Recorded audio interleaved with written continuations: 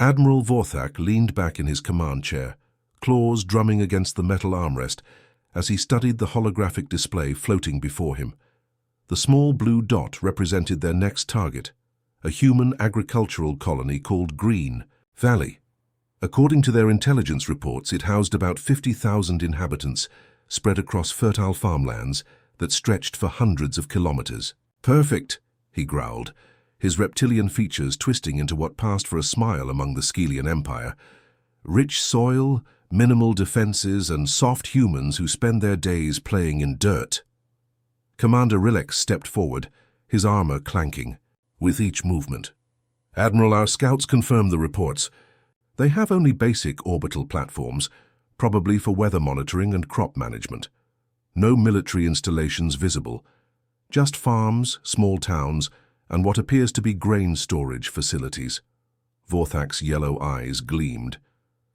"These humans have grown too comfortable in their peace. Look at their pathetic setup." He gestured at the tactical display showing Green Valley's layout. Wooden farmhouses dotted the landscape like toys. Simple machinery moved slowly through fields of golden grain. Children played in dusty streets between modest homes. "They don't even have proper defensive walls around their settlements," Rilex sneered. "Just white picket fences around their little gardens. My grandmother's pet could conquer this place." The other Skelian officers in the war room chuckled at this. They had spent months planning this operation, but it seemed almost too easy. Gutton tea. Valley produced enough food to feed a dozen worlds, and its location made it perfect as a supply base for further expansion into human territory.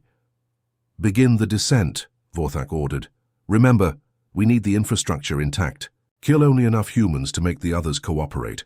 We want farmers, not corpses." The Skelian fleet broke through Green Valley's atmosphere like dark storm clouds. Their massive ships cast shadows over the farmlands below. But something immediately felt wrong to Vorthak. He had conquered dozens of worlds, and he knew the sound of panic. Screaming, running, chaos. Instead, he heard nothing. Down on the surface, the human colonists moved with calm efficiency. Families gathered their belongings quickly but without panic. Children held hands as they walked toward evacuation points. Adults helped elderly neighbors carry important items. It looked less like a desperate escape and more like a well-practiced drill. "Sir," one of his communications officers called out, "we're detecting unusual coordination among the colonists. They're using encrypted channels we can't break." "Probably calling for help," Rilex dismissed. "Let them. The nearest human military base is 3 weeks away." The first Skelian dropships landed in the town square, crushing flower beds and vegetable gardens under their weight. Armored soldiers poured out, weapons ready. They expected terrified civilians.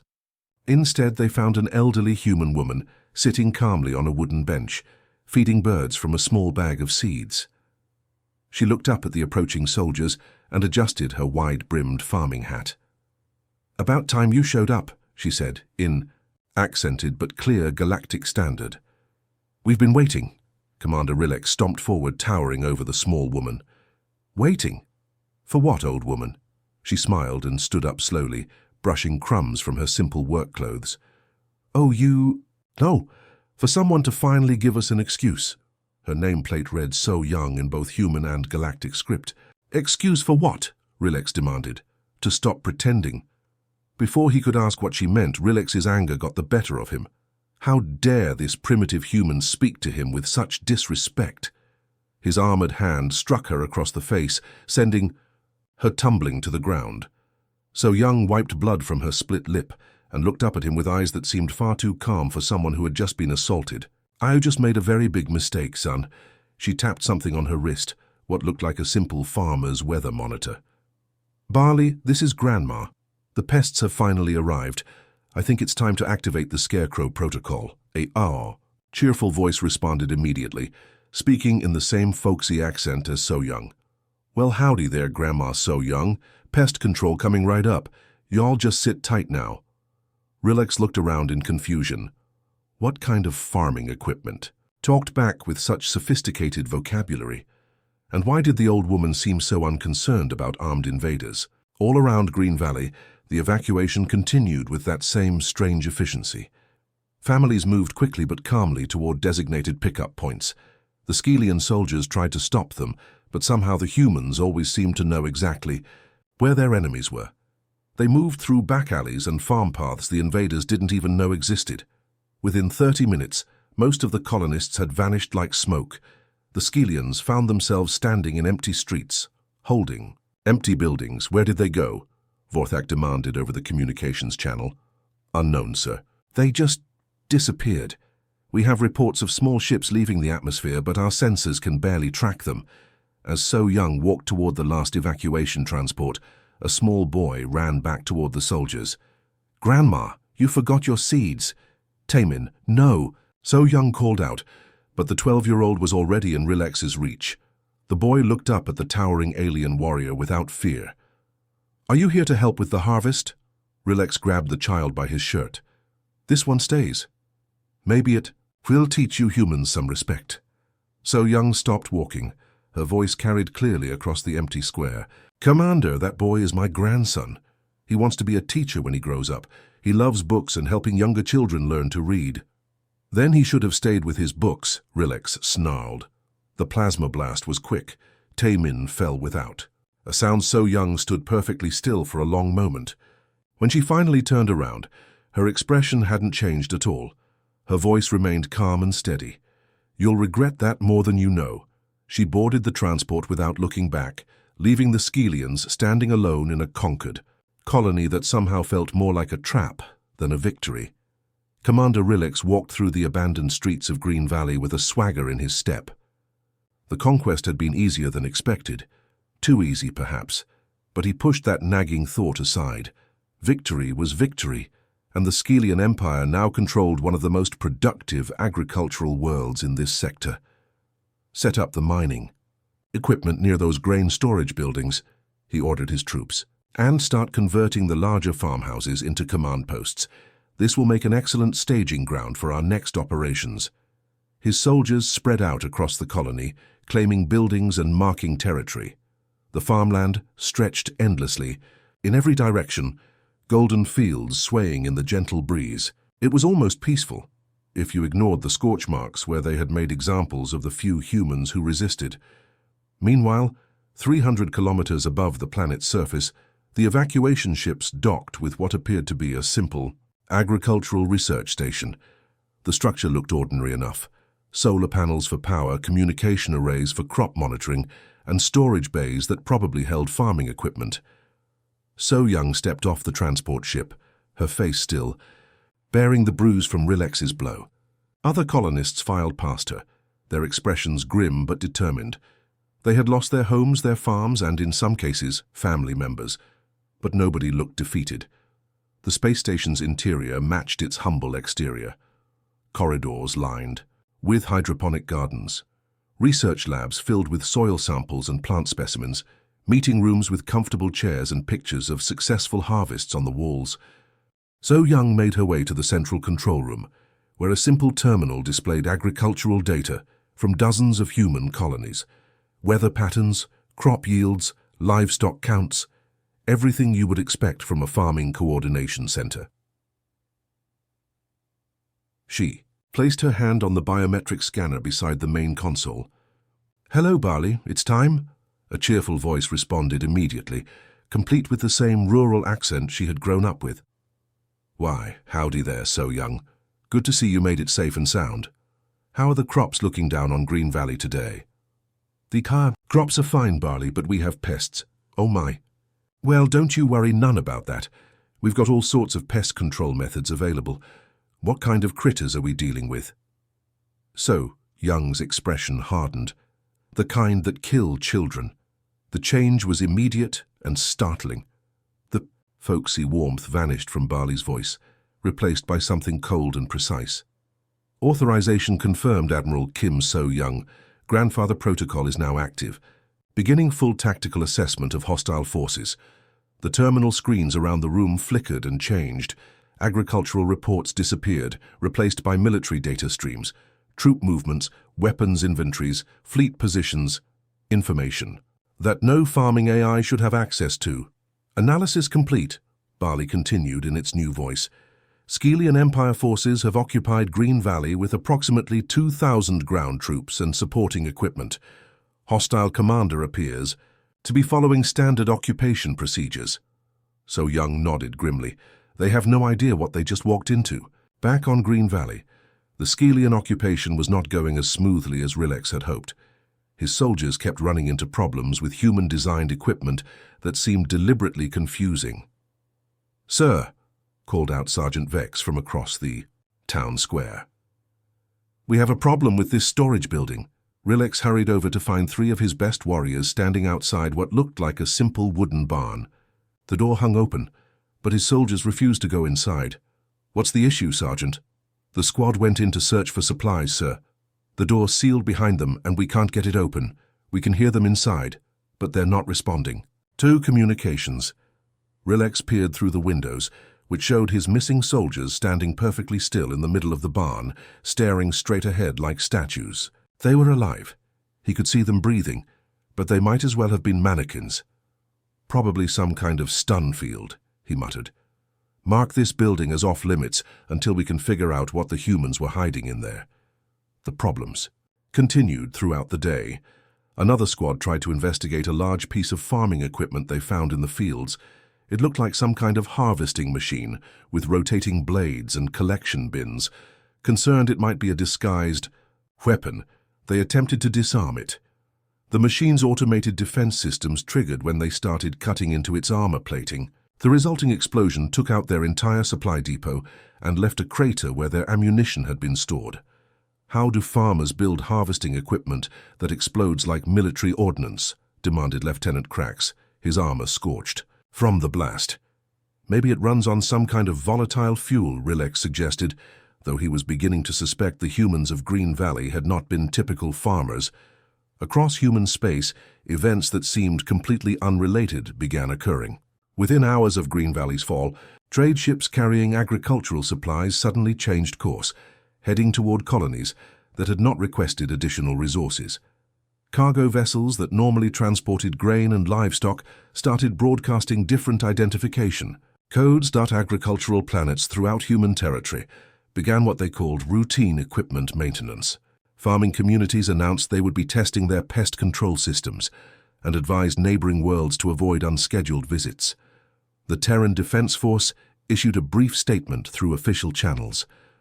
Due to minor border adjustments, in the Green Valley sector, civilian traffic is advised to use alternate shipping routes until further notice. All scheduled agricultural deliveries will proceed on time. To anyone monitoring human communications, it sounded perfectly normal. Bureaucratic language about shipping delays and maintenance schedules. Nothing that would concern other galactic powers or suggest military mobilization. But deep space monitoring stations belonging to various alien governments picked up fragments of transmissions that seemed oddly poetic for farming communities. "The garden has been trampled. Time to release the hounds. Harvest season begins at dawn."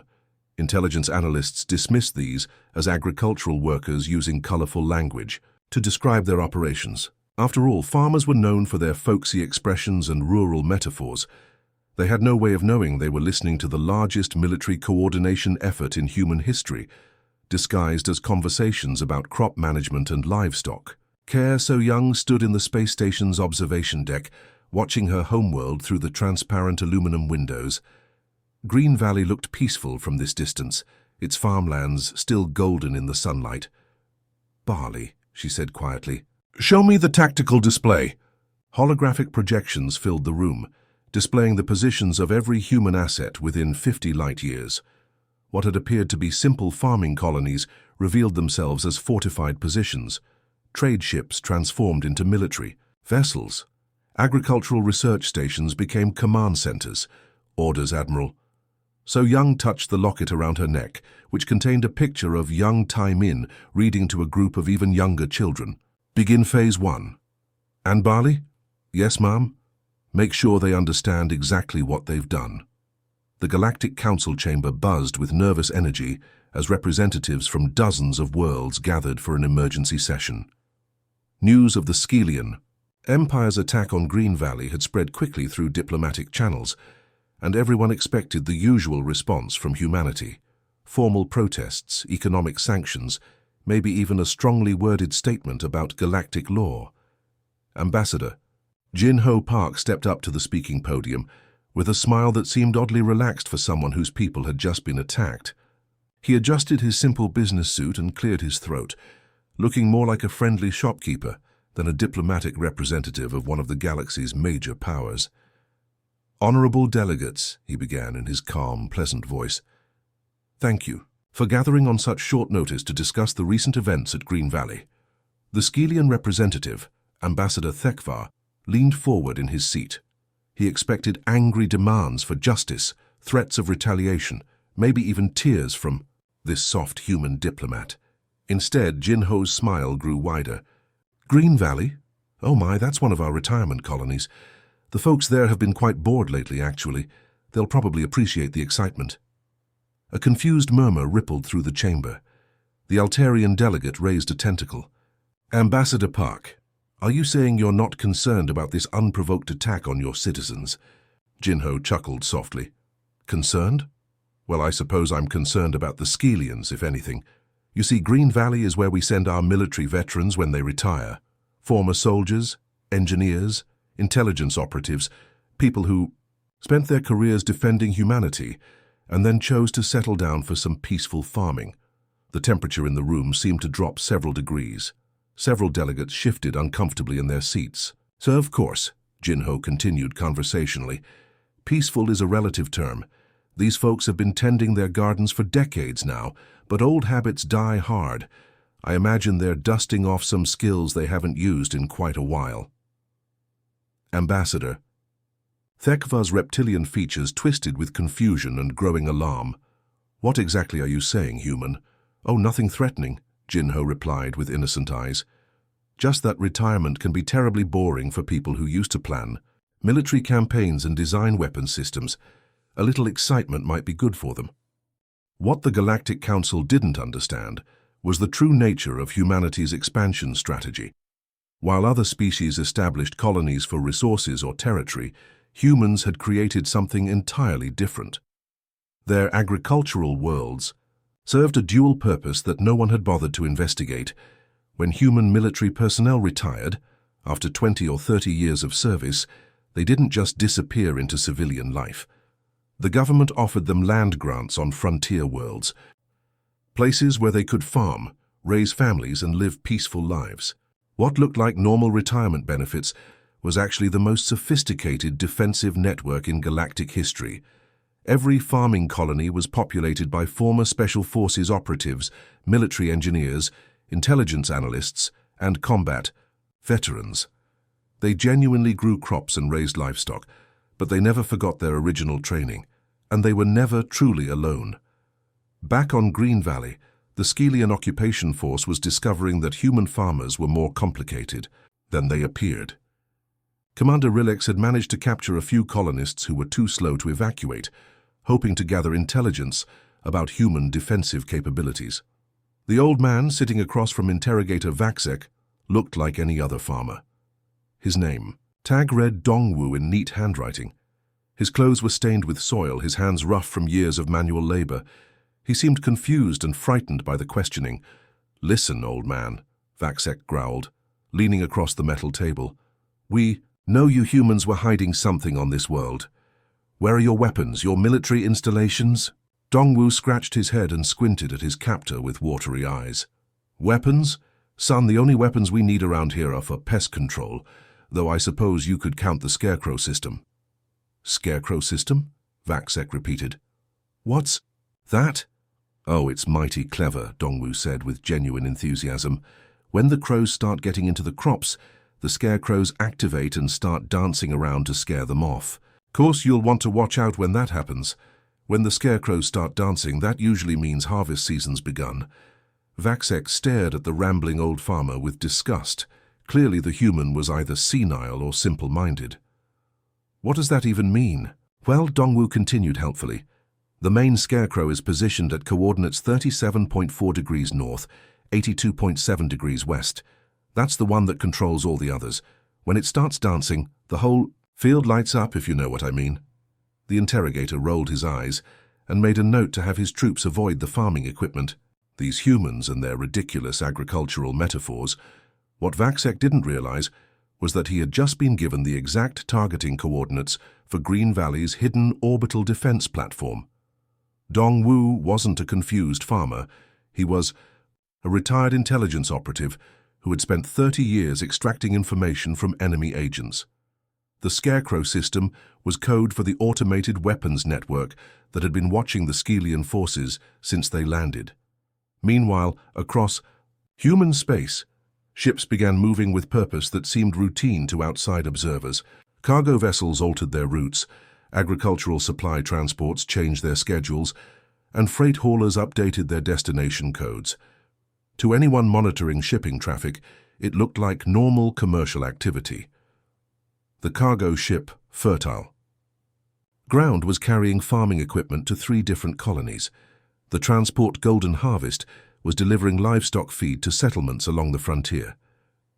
The freighter Peaceful Valley was moving construction materials for new grain silos. But hidden within the hulls of these seemingly innocent vessels were weapons systems that could crack planets. The farming equipment included mobile artillery, platforms. The livestock feed contained military-grade explosives. The construction materials were components for rapid deployment military bases. Barley's network of agricultural AIs across human territory began coordinating the largest military mobilization in galactic history, all while maintaining their cheerful farmer personas. They scheduled crop rotations that were actually troop movements, planned harvesting operations that involved surrounding enemy positions, and discussed pest control methods that would make seasoned generals weep with admiration. On the ET space station above Green Valley, So Young watched the tactical displays with growing satisfaction. Every dot of light represented a former colleague who had traded their military uniform for farming clothes but never lost their edge.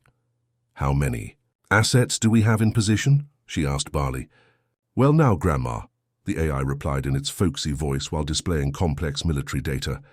"Looks like we've got about 47 different farming operations ready to lend a hand. All them retired folks are mighty eager to help with this particular harvest." So Young smiled grimly. The Skelians had made the mistake of thinking that peaceful meant weak. They were about to learn the difference between a farmer who chose to grow crops and a soldier who was forced to retire. The galaxy was watching, waiting to see how humanity would respond to this aggression. They expected diplomatic protests and economic sanctions.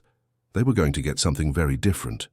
The cargo ship Golden Harvest drifted peacefully through space near the Skelian border, its hull scarred and weathered like any vessel that had spent years hauling grain between agricultural worlds.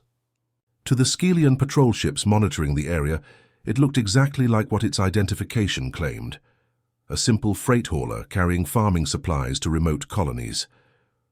Admiral Hyojin Choi stood on what appeared to be a cramped merchant vessel bridge surrounded by displays showing crop prices and shipping manifests.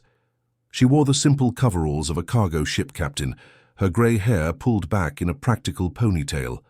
For 20 years, she had played this role perfectly, moving between human worlds while carrying loads of fertilizer, seed, and farming equipment. The deception was about to end. "Ma'am," her communications officer called out, still maintaining his cover as a merchant crew member, "we're receiving the authorization signal from Barley." Hyojin nodded and walked to the captain's chair, placing her hand on what looked like a simple cargo manifest scanner. "This is Admiral Choi to all units," she said quietly. "The masquerade is over." Her words triggered responses across dozens of star systems. Ships that had masqueraded as grain transports, livestock haulers, and agricultural supply vessels suddenly revealed their true nature. Hull panels retracted with mechanical precision, exposing weapon systems that could reduce planets to space, dust. Cargo bays opened to reveal fighter squadrons and assault troops instead of farming equipment. The Golden Harvest transformed before the shocked eyes of the Skelian patrol ships. Its battered exterior peeled away like an old coat, revealing sleek armor plating underneath. Weapons emerged from hidden compartments, railguns that could punch through battleship armor, missile systems loaded with planet crackers and energy.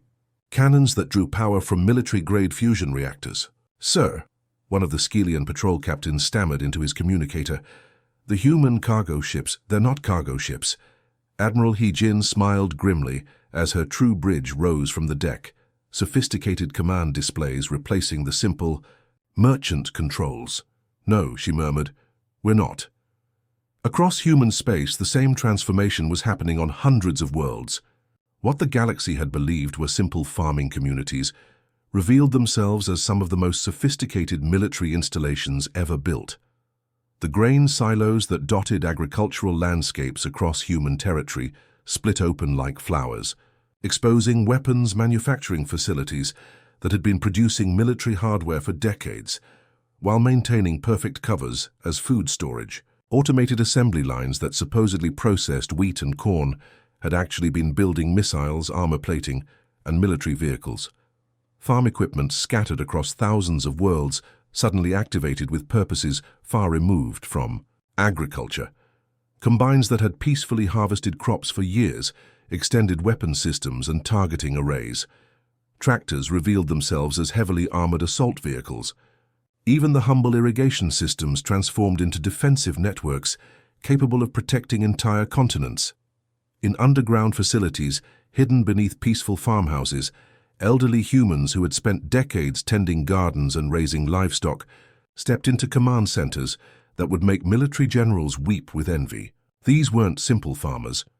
They were retired admirals, former special forces operatives, intelligence experts, and military engineers who had chosen quiet lives on frontier worlds while never losing their edge. Barley's cheerful voice echoed through communication networks across human territory, coordinating the largest military operation in galactic history while maintaining its folksy agricultural dialect. "Well now, folks," the AI announced to its network of agricultural systems, "looks like we've got some serious weeds that need pulling. Time to fire up the combine harvester and get this field cleaned up proper." To anyone listening, it sounded like farming equipment being activated for harvest season. In reality, Barley was coordinating fleet movements, troop deployments, and weapons targeting across dozens of star systems. Agricultural AIs that had spent decades optimizing crop yields and managing livestock were revealing their true purpose as military tactical systems designed by humanity's greatest strategic minds. "Grandma so young," Barley continued in its warm, rural accent, "your pest control request has been approved. All the neighbors are ready to help with this particular harvest." On the space station above Green Valley, So Young stepped in front of a communications array that began broadcasting across galactic networks. But the woman who appeared on screens throughout known space was not the simple farmer who had been struck down by Commander Rilex, gone were the work clothes and farming hat.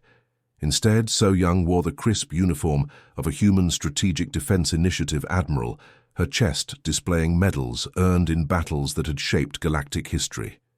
Her posture was straight and commanding, her eyes sharp with military precision. "Citizens of the galaxy," she began, her voice carrying the authority of someone accustomed to commanding fleets. "I am Admiral So Young Kim, former Supreme Commander of Human Strategic Defense Initiative, hero of the Centauri Wars, architect of the Vegan Peace Accords." The revelation sent shockwaves through every government monitoring the broadcast. Admiral Kim was a legend, the strategist who had outmaneuvered the Centauri Alliance, the commander who had broken the siege of New Sol, the negotiator who had prevented 3 different galactic wars through sheer force of intellect and will. And she had been living quietly on an agricultural world, growing vegetables and teaching children about farming. "The Skelian Empire made a grave error when they attacked Green Valley," she continued, her voice steady but carrying undertones of barely controlled fury. "They killed my grandson, Taemin. He was 12 years old. He wanted to teach children about growing things, about nurturing life instead of destroying it." Her image leaned forward slightly, and every being watching felt the weight of her stare. "For that crime, your entire military capability will be harvested." The hunt began immediately. Human forces didn't simply attack, they executed the most precisely coordinated military campaign in galactic history. Every Skelian military installation had been mapped years earlier, by agricultural survey ships. Every enemy fleet position was known thanks to cargo vessels that had been monitoring their movements. Every supply line had been identified by farming equipment manufacturers who had been tracking resource flows across Skelian space. The agricultural AIs coordinated everything with conversations that sounded like farmers discussing crop rotation, but were actually managing fleet movements across light years of space. "Looks like the North Field needs some attention," Barley would say cheerfully, and 3 battle groups would alter course towards Skelian border defenses. "Time to rotate the winter wheat," another AI would suggest, and assault forces would begin surrounding enemy positions. Within hours, Skelian military commanders found themselves facing an enemy that seemed to anticipate their every move, counter their every strategy, and strike at their weakest points with surgical precision. It wasn't just superior technology or numbers, it was decades of careful planning by minds that had been analyzing Skelian tactics while pretending to optimize corn yields. The masquerade was over and humanity's true strength stood revealed. Every peaceful farming world was a fortress. Every retired veteran was a deadly weapon waiting to be activated. Every agricultural AI was a military genius disguised as farming software. The galaxy would never look at human farmers the same way again. The Skelian High Command had faced many enemies throughout their empire's expansion, but nothing had prepared them for what they were witnessing now. Admiral Vorthak stared at the tactical displays in his flagship's war room, watching his carefully planned military formations being picked apart with surgical precision. "Sir," his communications officer called out, voice trembling, "we're receiving reports from across the Empire. Human forces are attacking simultaneously on 17 different fronts. But these weren't just attacks from humanity's known military forces. The Skelians found themselves facing an enemy that seemed to multiply before their eyes. Every human colony they had dismissed as harmless farming communities was revealing weapons that rivaled their best military installations. Every trade ship they had ignored was deploying assault forces that moved with veteran precision. In the depths of space near the border worlds, Admiral Hyejin Choi coordinated her battle group with calm efficiency. Her flagship, still disguised as the Grain, Transport Golden Harvest, led a formation that looked like a merchant convoy, but fought like the elite naval force it truly was. "Barley," she said into her communications array, "how are we looking on the eastern approach?" The AI's cheerful voice responded immediately, maintaining its folksy accent even while coordinating weapons targeting across multiple star systems. "Mighty fine formation you got there, Admiral Hyejin. Them Skelian ships are bunched up tighter than cornstalks in August. Let's show these pests how we handle crop rotation." To anyone listening, it sounded like agricultural workers discussing farming techniques. In reality, Barley was directing the most sophisticated naval maneuver in galactic history. Crop rotation meant the systematic repositioning of human fleets to surround and isolate enemy forces. Pest control was the elimination of Skelian command ships. Harvesting was the capture of enemy vessels and personnel. The agricultural AIs had been designed by humanity's greatest military strategists, then hidden for decades as simple farming management software.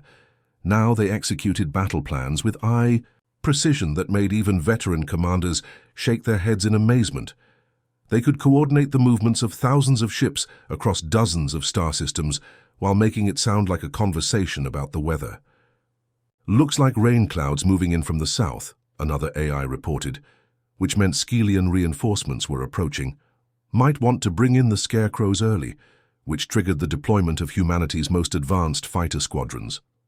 The Skelian fleets found themselves fighting an enemy that seemed to know their every move before they made it. Human forces appeared exactly where they were weakest, struck at their most critical systems, and vanished before they could respond. It wasn't just superior technology.